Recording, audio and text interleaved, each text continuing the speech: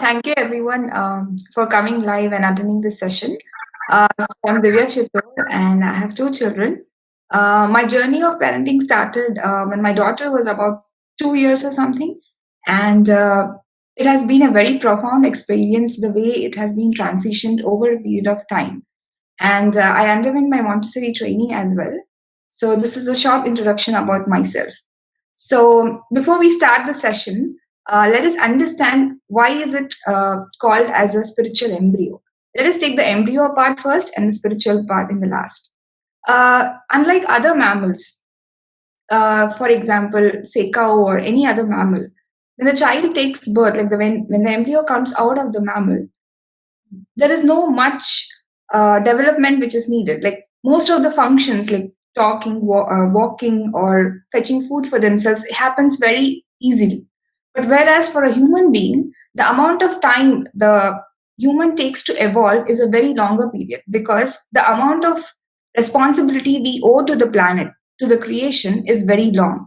So, a embryo, though it is in the prenatal stage or in a postnatal stage, it is still addressed as an embryo, right? So all this observation was done by Dr. Maria Montessori, an Italian physician. She was the one who came up with this kind of curriculum. So she observed the children and she observed the nature, and she came up with a connection that why children behave in certain manners in certain period of time. So let us understand why is this still an embryo. When the embryo is in a prenatal stage, that is in the mother's womb, what happens is all the requirements for this embryo is sourced through the mother. The mother is the source for food, water, for everything. Whereas this embryo, when after it takes birth, what happens is the environment in which the embryo is surviving is responsible for its food. Now, in this environment, there are different factors. There could be different kinds of adults, different things happening in this environment. Now, let us understand why is this the most critical period for any human being.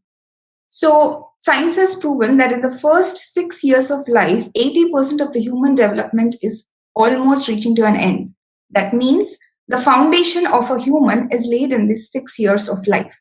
So, if we look at the planes of development, when Maria Montessori looked at children and the development cycle of a human, so she divided the human cycle in four different planes.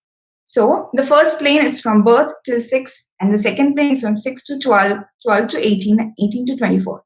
So these are the four planes common which hold common needs through 24 years.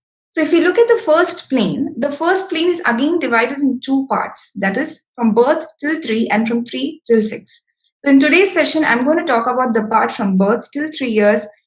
In the next parenting session by Harini Karthik, the next part will be taken care. So before we go ahead and understand the child's needs, I would want to do a small exercise. It will be just a very short one. I'm not sure how many of you will be able to do it. If you can do it, that's good. So it'll be an exercise where you have to close your eyes for 2 minutes. I'm going to run you through certain experiences a child undergoes. This is not your child or my child, it is the child. So please imagine yourself that you're a child and feel the emotion which I'm going to take you through, right? So on the count of 3, all are closing their eyes. 1, 2, and 3. Go. Okay. So let's start. You're a fetus in your mother's womb. Mother is undergoing a lot of stress. She's waiting to see you. You've taken birth. Now you're an 8-month-old baby. Everybody is holding you. They're pinching you. They want to squeeze you. But you're not okay. You want to go back to your mother. You're a 1.5-year-old child now. You caught hold of a mug in the bathroom. You just picked up some water and just threw it in the hall. Everybody around you are upset. They don't know what to do. And you are shocked. Now you're 2.5-year-old. You found some papers in the room lying up there. You started scribbling in them. Your father saw it. He was really upset. He shouted at you. You didn't know what to do. You're a 3-year-old child now. You're not feeling hungry. You don't want to eat. And your mother says, if you don't eat, I'm going to give you away to the beggar.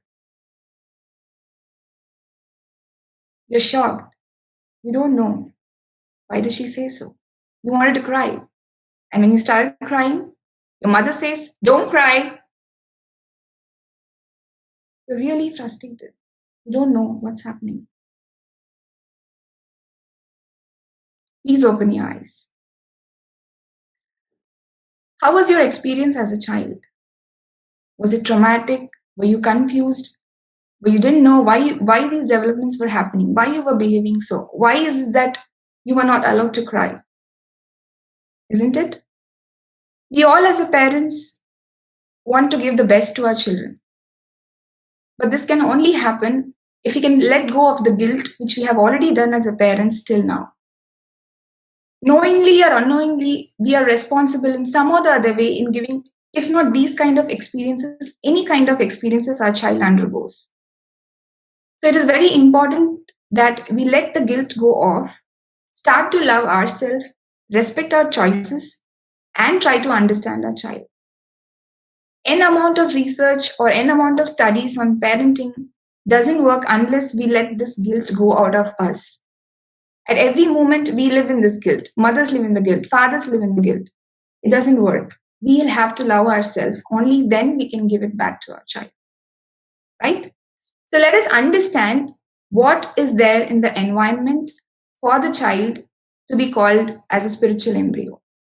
So if you look at a child is blessed with two powerful weapons. The first is the absorbent mind. Why do we call it as an absorbent mind?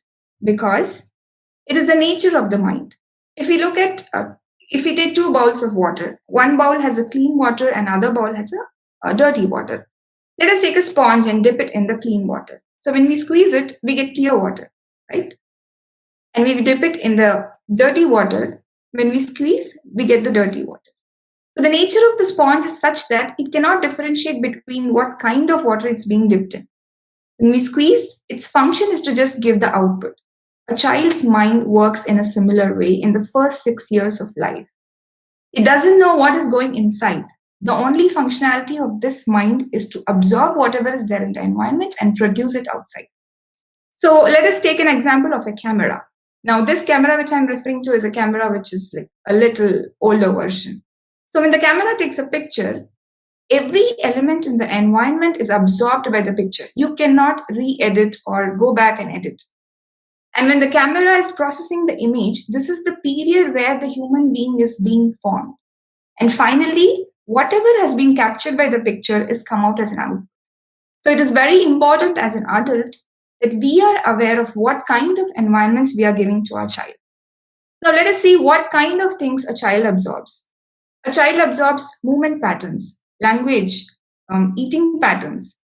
If you look at a child can easily learn 5 to 7 languages in the first 6 years of life.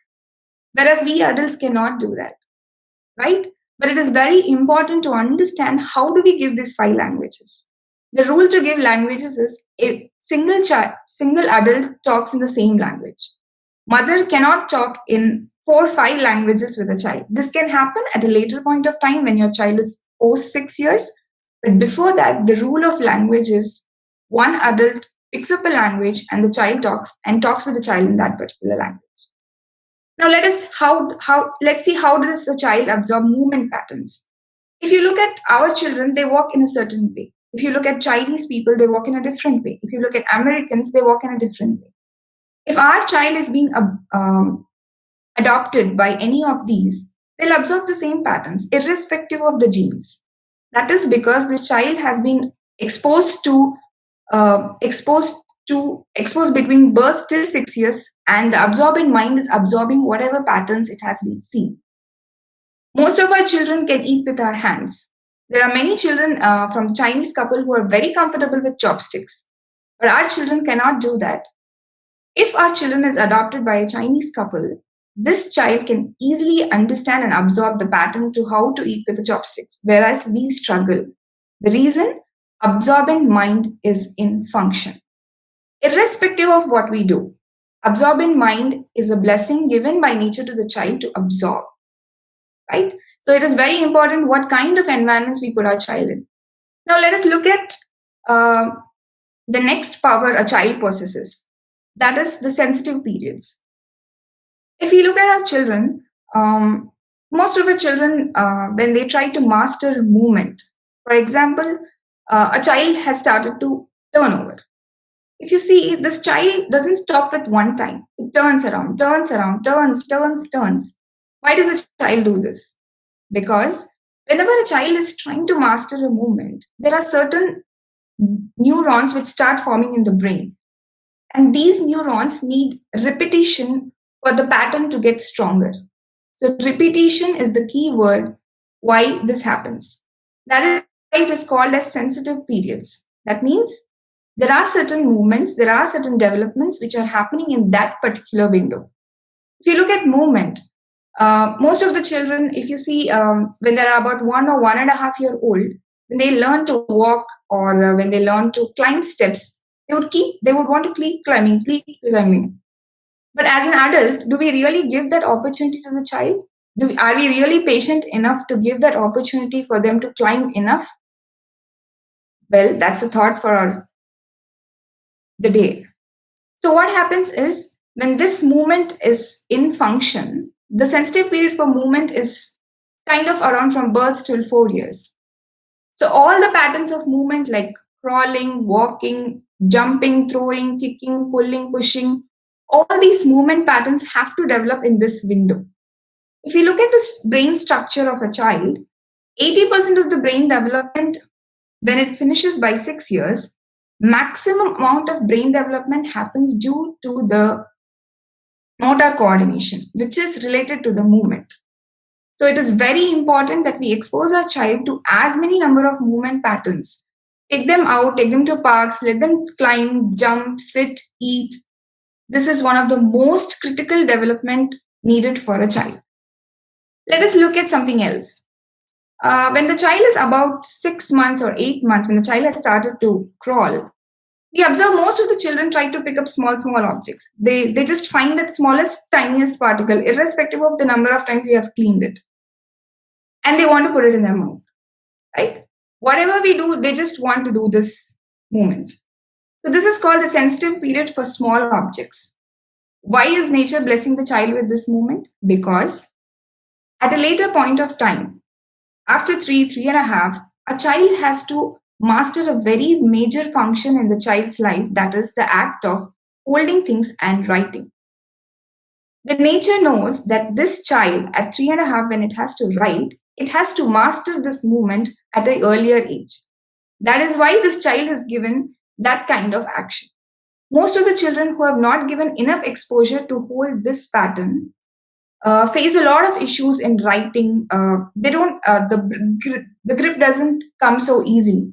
Why? Because this has not been mastered in the initial years. What can we do as a parent? We can give a lot of opportunities for children to master this movement from 6 months until 2 years or even little later than that. So when you are free, you can all sit down and just throw some grains or anything which the child can take it up and pick it up and keep it in the mouth. The more this movement has been refined, the better will be the child's pattern of writing. And these children, if their natural urges are fulfilled in this window, they don't develop a habit of putting everything in their mouth. Many children, even at 3, 4, they just grab and put it in their mouth. That's because this movement of the small objects has not been satisfied completely. It has to be satisfied in two different ways. Number one is the movement. Number two is the sensory development, which is happening through their mouth. So whatever they pick, they'll have to put it in their mouth. So we'll have to give enough opportunities for this to happen, for the writing to keep in place. Now let us look at another development, which is the sensitive period for language. The sensitive period for language is from birth till 6 years. So if we look at the actual language development starts even prior the child has actually taken birth, that is from the womb. So a child tries to make sounds, a child starts to cry, A child starts to babble, mama, dada, and all of these things, right? So this is how the language starts to develop. If we look at how to give a language, language has to be given in a way which is as much natural as to the child. It is very good if your child is taught apple, bat, cat, ball. But these are just definitions of the object. Try to teach your child something which the child can talk in a real life term, like sentences, like a conversation. Initially, the child will not understand, but later we can start and give it, right? So the main thing of language, another thing which most of the parents try to make it easier for their children is they try to give shortcuts of words or some other word. For example, there is water. I have seen many parents say it as lala or baba or something else. Whatever is your local language in your house, the regional language, the mother tongue of the child, you can tell the exact word to the child. Though the word is very big, initially the child will have difficulty in picking up all the syllables and the phonics in the word, but the child will really pick up one by one. Please do not give shortcuts to words like anything, whatever you call. There are many parents who say biscuit is bicky or something like that. Please don't do that. No baby talk with children. Give them the actual words, right? Now let us see how sometimes we teach language. Say there is a 1 year old child, and the 1 year old child has picked up an apple. You'll have to just tell the child apple. You can't give the whole essay of apple at 1 year, right? Initially, start off with one word where the child knows that the object is called as an apple, and then associate a verb. Give me the apple. Me. Give. This is an apple. Put it there. You can do a lot of activities with language. We can just do one whole session only with language.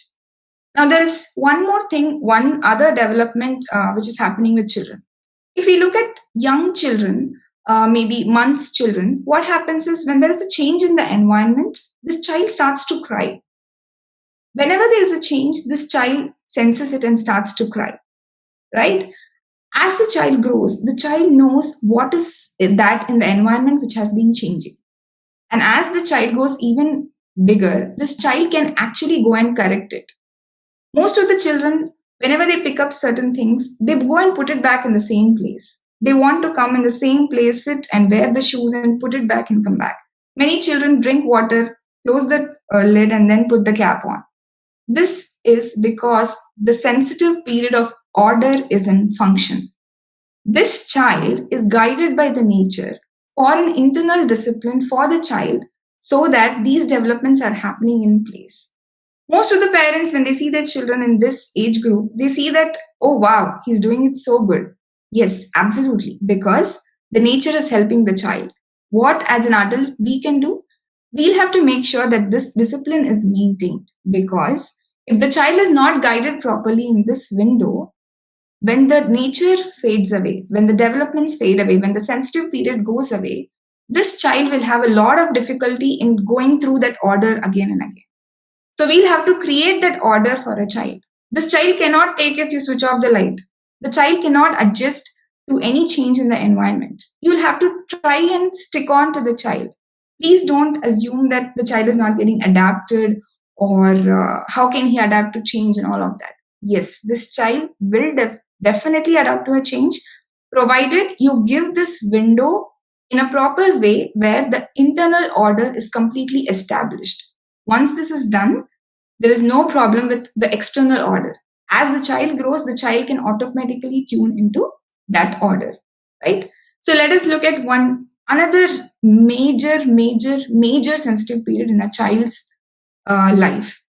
If we see any child, when you take the child out or anywhere, the child tries to touch everything. It tries to touch and tries to keep it in the mouth. Why does this child do that? Because the sensitive period of refinement of senses is in function. So a child's major learning in the first 6 years of life happens through senses. There are different kinds of senses. There's visual, tactile, stereognostic, baric, thermal, chromatic. All these senses are in function.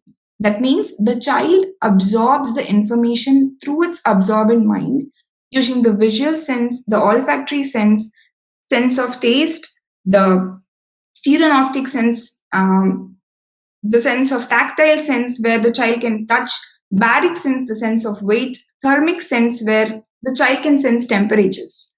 If you see, how can you give all these senses to your children? Very simple. When you go and the child is taking bath, just make his hand dip in cold water, hot water. That's it. Hot, cold. Give the vocabulary. The child is exposed to senses. It's a food for the child. Now, there are two kinds of things: lemon or maybe an apple. Just give it. Ask the child to weigh. The child will not understand which is weight and which is what. The child can easily sense the fact that it is holding two different objects in its hand. We'll have to give extreme lot of sensory exposure to these children. If we see, there are a lot of children, every child, I must say, loves water. The child wants to play with water for hours to hours to hours together. Please do give it. But you'll have to understand under what conditions, how are you going to give the child? Try to take the child, give 2 buckets of water, ask the child to pour the water from one bucket to other. Or maybe take the child to nature, to plants, ask them to water. Now, this child in the exercise, which poured water in the hall, would have not done that if this action as an adult has been given enough, right? So we'll have to understand that children in the first 6 years of life, they do certain things because nature is guiding them for that skill to master. We as an adult have to observe if this skill is actually right for that moment. What can be done? For example, there are children who throw things out of their house or maybe they from the balcony or something like that. Why do they do that? Because sensitive period for movement is in function. They want to master this action of throwing. What can be done? Get them some balls, sit in the house, all play the ball game, or ask the child to throw the ball in different objects. When this child is not given enough food by the environment, the child doesn't know where to get and find food. See, the nature is pushing the child to master the moment of throwing. What does the child do? There is no object which has been introduced for this particular action to develop. The child will pick up anything and everything and start throwing. And what do? We shout at the child. We tell this child doesn't know. How many times should I tell the child that he's throwing it out? But did we ever think that why is this child doing? What is the need of the child? Why should a child do something like that? Right? So it is very important that we as parents understand the absorbent mind and the sensitive periods and function it together so that all the developments are falling in place. Next, most important development, the sensitive period, which is the sensitive period for social behavior. We all love our children. We want them to be very social, very, very welcoming to everyone. But we'll have to understand that children in the first 6 years of life, they're very different, especially in the first 3 or earlier than 3 years of life.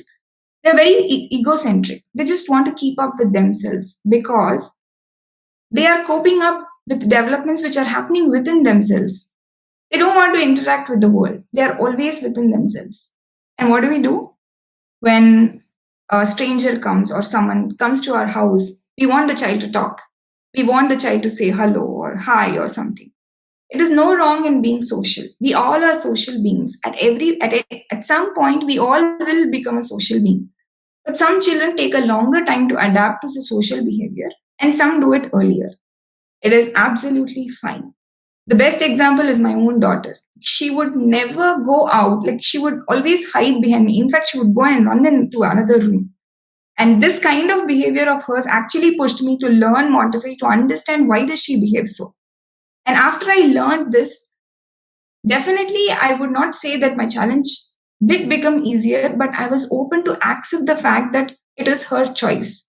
But as a parent, what I did was I made sure that she got enough exposure to a lot of people. I would go meet people. She would be around with her age group. I would take her to parks and different kind of things. Now she's absolutely fine. I'm still struggling, but yes, it has got better because I have accepted her the way she is because it is her choice. If we are suddenly asked to go up on a stage and talk, we would never like to do that because it's an alien environment. It's the same for the child. give enough time to the child, expose the child in a proper way, everything would be fine. So this is the period of social behavior development. It will happen. Please don't worry. Now, since we have spoken about absorbent mind and the sensitive periods, now let us talk about freedom and discipline, right? So when we all look at sensory developments or other kinds of developments, we all think, how do we give water, right? So we can't give anything which doesn't have a boundary or which doesn't have a boundary. So whenever we give something to the child, we should make sure that the freedom given to the child has a limit. What is the freedom? The fact that you're giving opportunity for the child to play with water. And what is the limitation? The limitation is what you are creating around the child. The child has to play in the bathroom. The child has to do it in a certain way where the water is not wasted. If the freedom is given in a certain way to the child, this child will have a greater sense of order and emotional stability. This is very, very, very important, right? So let us look at how do we motivate our child. Most of the parents I've seen, it happens with all of us. We always bribe the child. If you do this, you get that. If you do this, you get that. No, that is not the way. We can't do that. The child has to do it because the child has to do it. There is no other way to that. Let us not bribe a child. See, a child in the first 6 years of life is guided by the nature. We don't have to, we just have to understand what is the food for their brain. What is the food for the brain? The only food for the brain for a child is real life experiences, where the child has a natural stimuli to the environment. That is the food for the child in the most natural form. We cannot give an apple in an iPad and show the child this is an apple. No. Apple has to be shown in the form of an apple or in the form of a book. So the food for child in the first 6 years of life always comes through real-time experiences, right? Now let us move on to the next part, which is the discipline, right? I'm going to give small examples on how usually we try to discipline our child, right? Let us see a child from birth till 3 years. Say there's a child for about 1.5 years old, right? The child is suddenly caught hold of something in the kitchen and you don't want to give the child.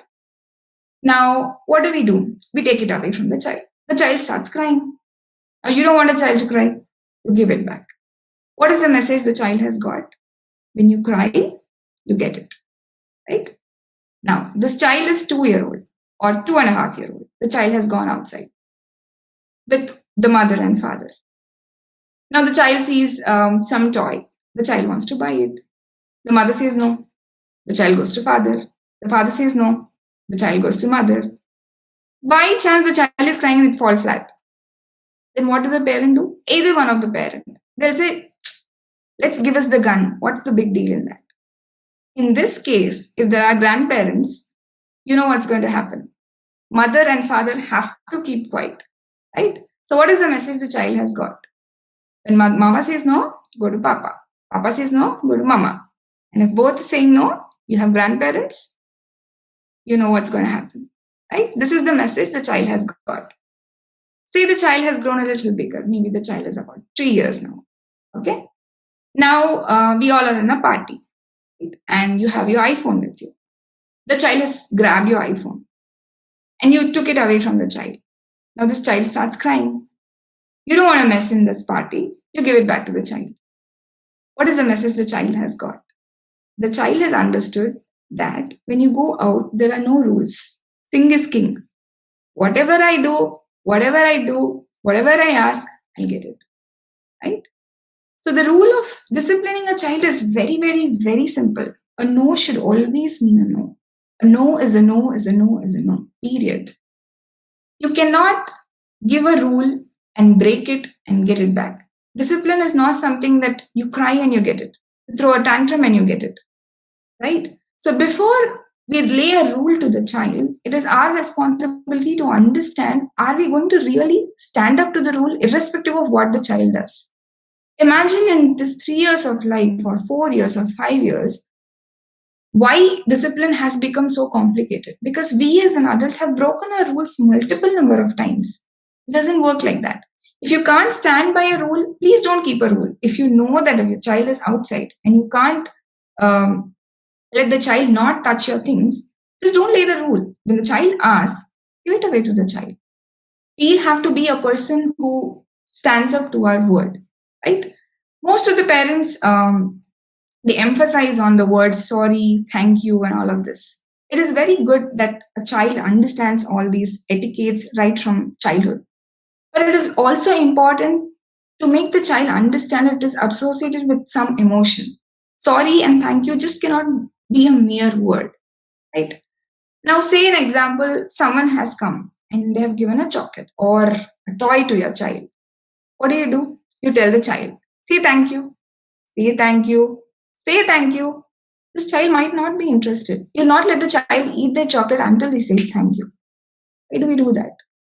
Instead, as an adult, what can we do? Thank you. We look at the person and say thank you. When we repeat these instances in our life, the child will automatically learn that it has to do it in that way. We as an adult have to be an example for the child, not for one day, not for 2 days, every day. So before we teach sorry, thank you to our children, it's very important that we make it as an habit for ourselves in different walks of life. When you hurt someone in the house, just say sorry. This child is watching everything. It's watching everything that's going on in their environment. This child will definitely adapt and listen to it.